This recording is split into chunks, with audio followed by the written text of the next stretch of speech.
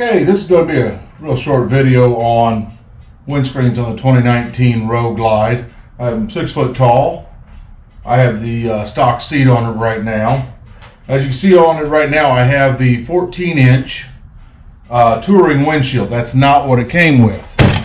My first upgrade was actually the 12-inch wind splitter. And you can see that based upon the way it measures and the design of it, because the wind splitter actually lays back further, you actually have about 4 more inches there between the 12, I believe it's the 14 that I have on here now. In fact, we'll just go ahead and, I'm sorry, 16 inches. That's why we have 4 more inches. There you go. But I was getting a lot of, not so much buffeting, but a lot of wind noise.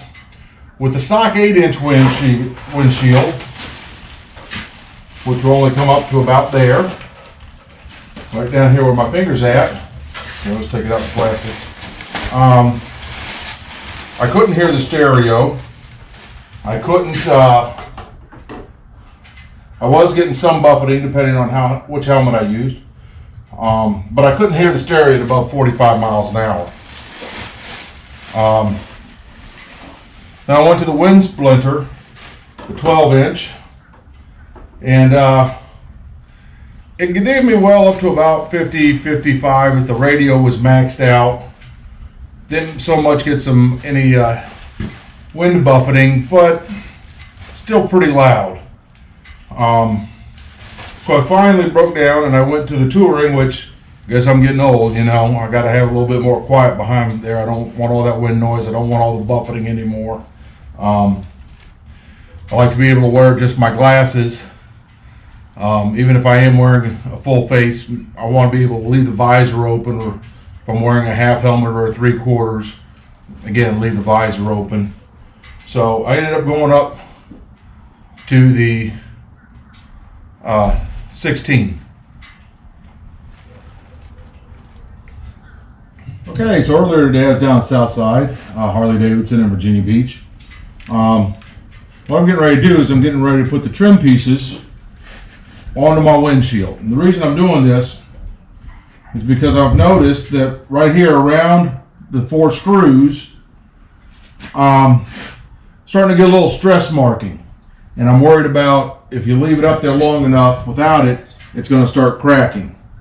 So, and what this will do, other than just cover up the rubber and everything else and make it look nice, is to actually spread that tension of these 4 screws evenly across this whole area. Now, the one I got actually most of them come as 2 different kits, 3 pieces. You have a left and a right that'll go on, and if you want, you can also order the center one, or buy the center one, which I did do. However, it hasn't come in yet. It's going to take 7 to 10 days, and that'll just be a simple matter of backing these 2 bolts out again and sliding it in place. So what you're going to need in order to do this is a Phillips head screwdriver and your pieces. And in the box is going to come new mounting hardware. The reason being is the stock screws, one, are a little too short, and also black just wouldn't look good on the chrome, you know. It's all about how it looks. So we're going to go ahead and set these down. One of the things you need to do when you're doing this is to ensure that you do not over torque these. Now, the instructions on here call to discard both the old screw and washer, which I'm going to take them off, obviously, but I hardly throw anything away, so they'll be around for future use if I ever need them for something. And I'm going to put these in. And if you'll notice, I'm going to put in 1 screw at a time before taking the other one completely out. I have loosened it. And what this will allow me to do is just get everything started without losing my alignment and having to try to realign everything.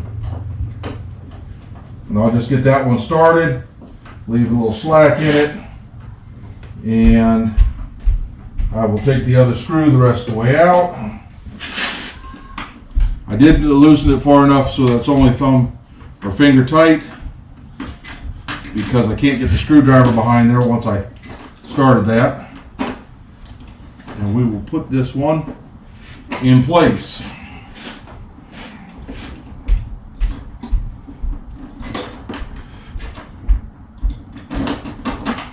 As you'll notice, and this is why I did order the other piece, it does leave a considerable gap here for the other piece to go in. They say you don't have to do all three pieces, but I just think it looks better. Okay, so there we are, we're all done. Let's get the fingerprints off it and we're ready to go. I can't overstress though enough that don't over torque these screws and don't cross thread them, because the piece on the back is a brass piece.